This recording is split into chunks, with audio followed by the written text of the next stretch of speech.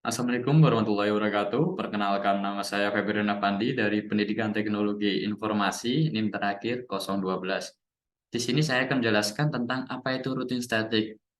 Pertama-tama, di sini saya mohon izin kepada Bapak Agus Prianto selaku mata kuliah jaringan komputer di Universitas Negeri Surabaya. Saya mohon izin menggunakan blog Anda.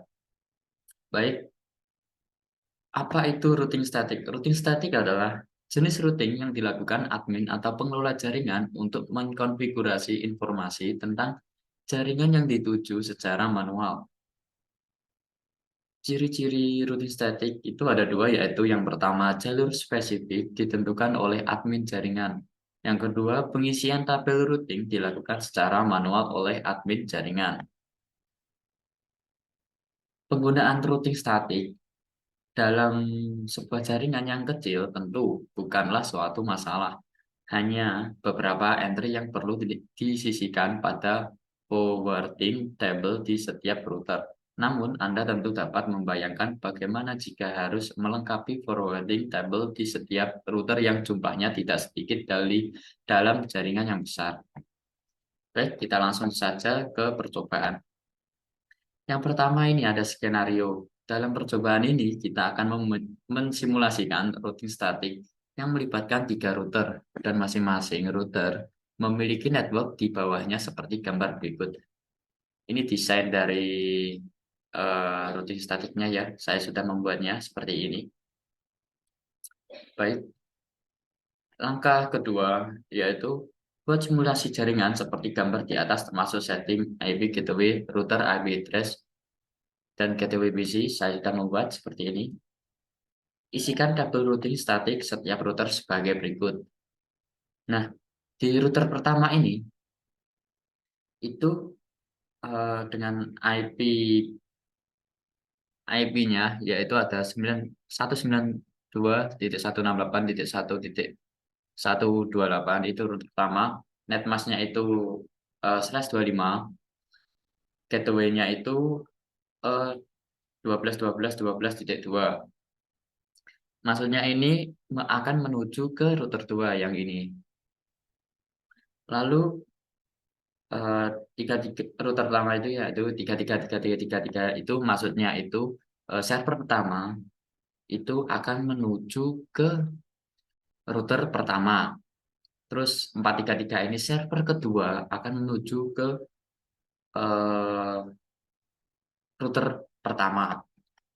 Lanjut, yang pada router kedua yaitu ada 192.168.1.0 itu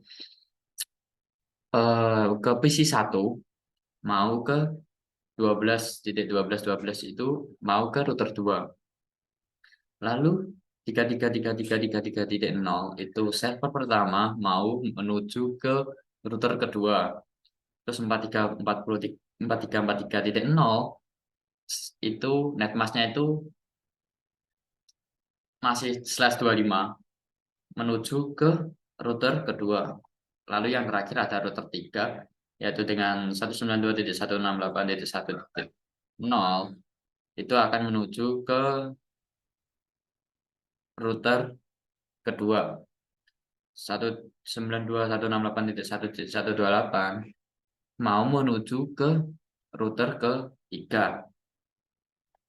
Baik, kita langsung saja ke simulasinya.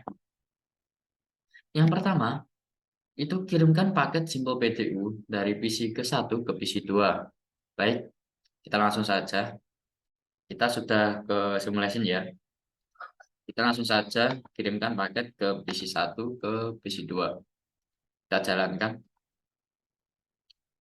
PC 1 akan mengirimkan pesan ke router pertama, lalu ke PC 2 kembali ke router pertama ke PC 1. Di sini berhasil karena masih dalam satu router, belum menggunakan 3 router. Baik, selanjutnya kirimkan paket Simple PDU dari PC 1 ke PC 3. Baik, kita kirimkan pesan ke PC 1 ke PC 3. Kita jalankan. PC 1 akan mengirimkan pesan ke router pertama ke router kedua ke PC 3. PC 3 akan kembalikan lagi ke PC1. Baik, kita lanjutkan lagi. Kirimkan paket Simple PTU dari PC1 ke server 1. Baik, kita kirimkan paket ke PC1 ke server 1. Kita jalankan. PC1 akan mengirimkan pesan ke router pertama akan ke router ketiga akan ke server 1. Nah, server 1 ini akan mengembalikan ke PC1. Nah, kenapa kok silang? Karena pada PC1 itu gateway-nya itu tidak terdaftar pada server pertama. Gateway-nya itu tidak terdaftar di PC1. Makanya tidak bisa mengirimkan paket ke PC1. Baik, kita lanjutkan. PC1 akan mengirimkan paket ke server 2. Baik, PC1 akan ke server 2, ya kan? Kita amati, kita jalankan. PC1 akan mengirimkan router pertama ke router 3. Router 3 itu tidak bisa ke server 2. Kenapa? Ke server 2 itu apa? Tidak tersambung ke PC1 atau IP-nya itu tidak terdaftar. Makanya tidak bisa mengirimkan pesan ke server 2. Gitu. Baik, kita lanjutkan. Kirimkan paket Simple PDU dari PC ketiga ke PC1. Baik, PC3 akan mengirimkan ke PC1. Kita jalankan. PC3 itu akan mengirimkan ke router kedua dan ke router pertama. Lalu PC1 menerima pesan. Lalu PC1 itu akan mengembalikan pesan lagi ke PC3. Nah, ini bisa atau terkonfirmasi. Lanjut, PC3 mengirimkan ke PC2 yang ini. PC3 akan mengirimkan pesan ke PC2. PC3 itu akan mengirimkan router kedua, lalu menuju ke router pertama, lalu ke PC2. PC2 akan mengembalikan pesan ke PC3. Nah, ini berhasil karena komunikasi itu harus dua arah. Harus ada timbal baliknya ke sesama lawan. Itu yang dinamakan komunikasi yang sesuai lah, yang berjalan atau yang terkonfirmasi. Baik, lanjut. Kirimkan paket Simple PDU dari PC3 ke server 1. Baik, kita jalankan. PC3 ke server 1. Kita jalankan. PC3 akan mengirimkan pesan ke router 2, menuju ke router 2, lalu menuju ke router 3, router 3 ke server 1. Server 1 akan mengembalikan pesan lagi ke PC3. Nah, ini kan bisa dikarenakan server pertama itu ada gateway-nya di PC3. Makanya pesan itu bisa eh, mengembalikan lagi ke PC3. Baik, lanjut saja. Kirimkan paket Simple PDU dari PC3 ke server 2. Baik, langsung saja PC3 ke server 2. Kita jalankan. PC3 akan mengirimkan pesan ke router 2 ke router 3 akan ke server yang kedua. Server kedua akan mengembalikan lagi ke PC3. Lanjut, kirimkan paket Simple PDU dari server pertama ke server 2. Kita kirimkan PDU sampai server 2. Kita jalankan. PC1 mengirimkan pesan ke server 2 lewat router pertama, lalu router ketiga, terus server kedua. Nah, ini tidak bisa mengembalikan ke PC1 dikarenakan gateway di PC1 tidak terdaftar pada server kedua. Makanya komunikasi ini tidak terkonfirmasi atau tidak jalan. Baik, Kirimkan paket Simple PTU dari server pertama ke PC1. Baik, kita kirimkan server 1 ke PC1. Kita kirimkan. Nah, di sini langsung mengembalikan ke server satu lagi. Kenapa? Ya tadi karena di server satu itu gateway-nya di PC1 itu tidak terdaftar atau tidak ada atau not responding atau time request out itu. Baik, terus server satu ke PC2 itu juga sama ya, sama PC1 itu tidak akan terbaca karena kan PC2 itu tidak ada gateway-nya, maksudnya tidak terdaftar di server pertama. Baik, lalu kirimkan paket Simple PDU dari server satu ke PC3. Kita kirimkan paket ke PC, server satu ke PC3. Kita jalankan. Nah, ini sama kayak tadi, ini bisa berjalan dikarenakan server pertama itu ada gateway-nya di PC3. Makanya komunikasi ini bisa berjalan. Baik, setelah selesai membuat simulasi pada poin ketiga, kembalikan ke mode real time. Baik, kita kembalikan ke mode real time ya. Lalu coba lakukan dengan tracing dengan arah seperti poin ketiga, lalu amati hasil penelurusan routernya. Baik, kita kembali ke awal, kirimkan paket Simple PDU dari PC1 ke PC2. Baik,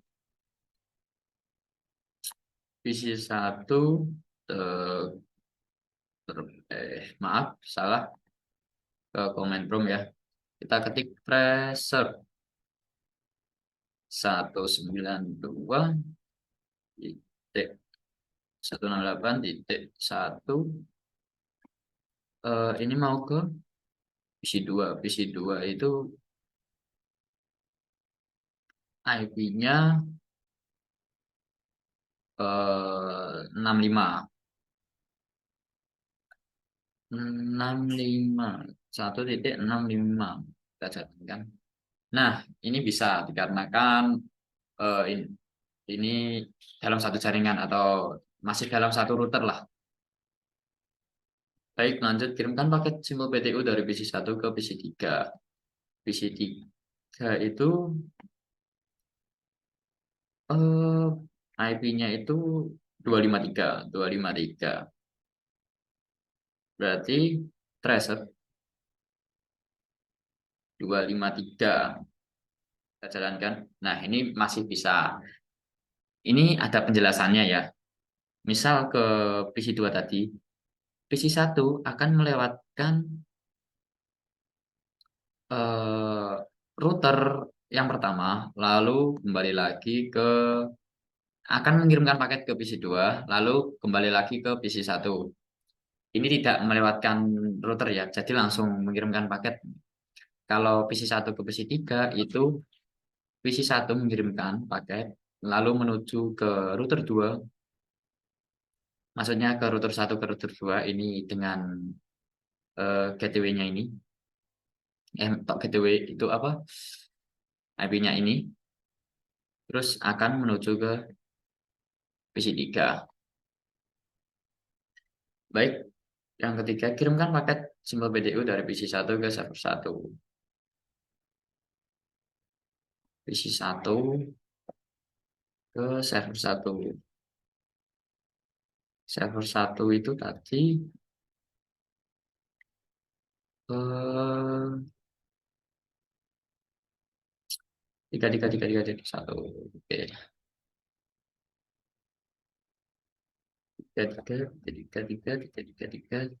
1. Kita jalankan. Nah, ini tidak bisa karena kan pada server 1 itu tidak ada gateway-nya atau tidak terdaftar di PC1. Makanya akan terjadi request timeout. Baik, Selanjutnya, kirimkan paket simbol BDU dari PC1 ke server 2. Baik, server 2 itu tadi IP-nya 433.433. Baik, kita ketik tracer 433, 433, 433. Ini sama, ini tidak bisa akan terjadi request timeout dikarenakan PC2 itu tidak terdaftar gateway-nya pada PC1. Baik, lanjut. Kirimkan paket simbol BTU dari PC3 ke PC1. Baik, kita hapus ya. Kita akan menuju ke PC3. Command prompt, reset, reset. IP-nya PC1 itu 192.168. Oh maaf, kurang titik. Titik. PC1 itu, oh ya,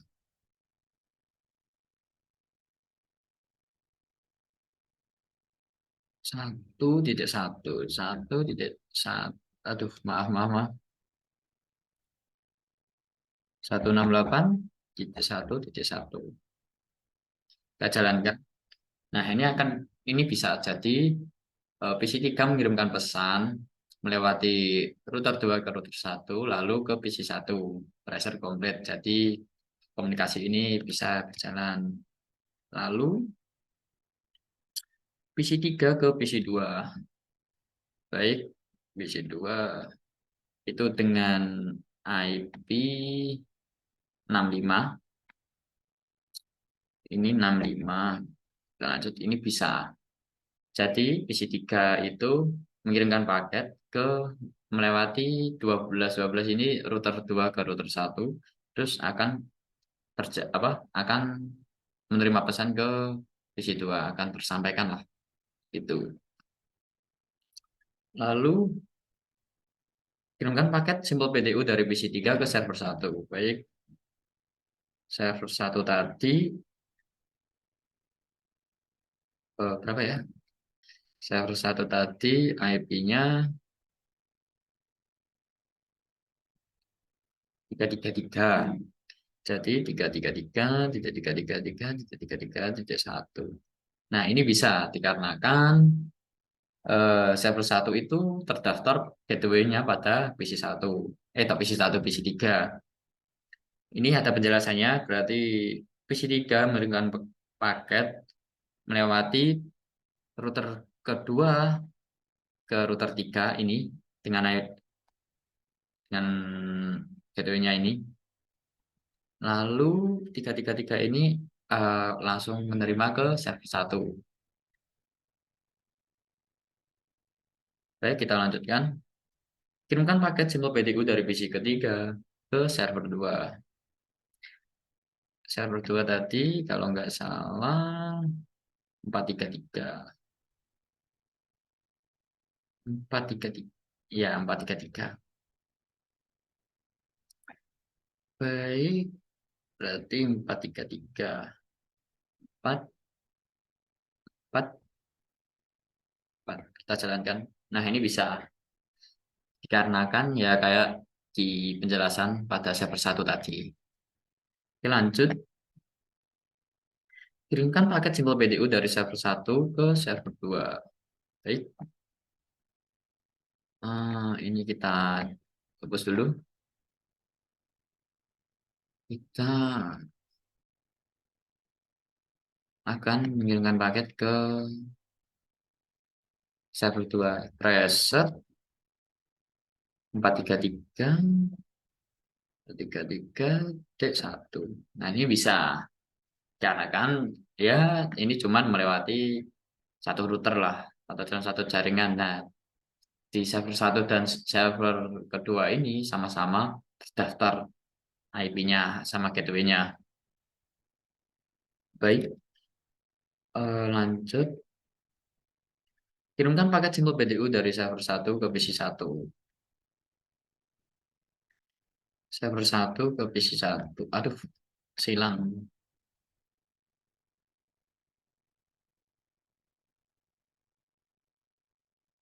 Hmm, ke PC satu. Berarti tracer hapus 192.168.1.1.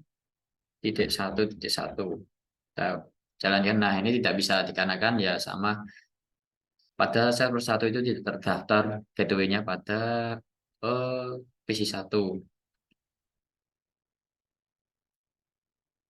Lanjut server kedua, server satu mengirimkan ke PC dua. Jadi ini 63. Ini juga tidak bisa karena di pada server satu itu tidak terdaftar gateway-nya pada PC kedua. Dan yang terakhir itu kirimkan paket simpel PDU dari server satu ke PC tiga. Baik, ke PC tiga. PC tiga tadi IP-nya 253 ya. 168.1.253. Nah, di sini berhasil. Jadi eh, komunikasi ini berjalan dengan lancar. Sekian dulu penjelasan dan presentasi dari saya. Kurang lebihnya saya mohon maaf. Wassalamualaikum warahmatullahi wabarakatuh.